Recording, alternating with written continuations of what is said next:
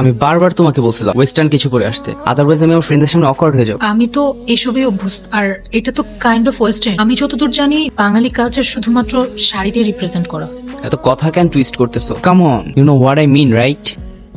বাদ দাও, তোমারে বুঝায় লাভ নাই, সবার খ্যাত বাঙালি। ও ব্রাদার, বাংলারটা খাচ্ছো, বাংলারটা পড়ছো, আবার বাংলায় বাঙালিকেই গালি দিচ্ছ, বলি একটু লেম হয়ে যাচ্ছে না বিষয়টা? আর ওয়েস্টার্ন তো লাগবে না ব্রো, ওকে এমনি অনেক সুন্দর লাগে। আফসোস বাংলার ওই ফিলিংটা তুমি বুঝবে না। আর তুই কি মনে করবি আমি জানি না, কিন্তু আমি একটা কথা বলতে এসেছি, বলে তারপরেই যাবো।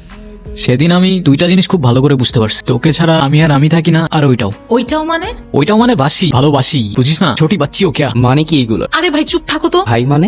তোরে আগে 10টা থাপ্পড় মারা উচিত, তারপর বলা উচিত। আমারও তো ফিলিংস আছে বুদ্ধু, এতদিন লাগলো তোর এটা বুঝতে। মানে কি হইতেছে এগুলা? এ ভাই থামো তো, তুমি দেখতেছো না আমাদের দুজনের সিরিয়াস মোমেন্ট চলতেছে? তুমি বন্ধু বাসায় যাও, যাও। হ্যাঁ তুই বল না। কি বলবো? তোর যা ইচ্ছা। কে তুই? আমি মানুষ, তুই? তুই মানুষ হলে আমি উট পাখি। চলবে।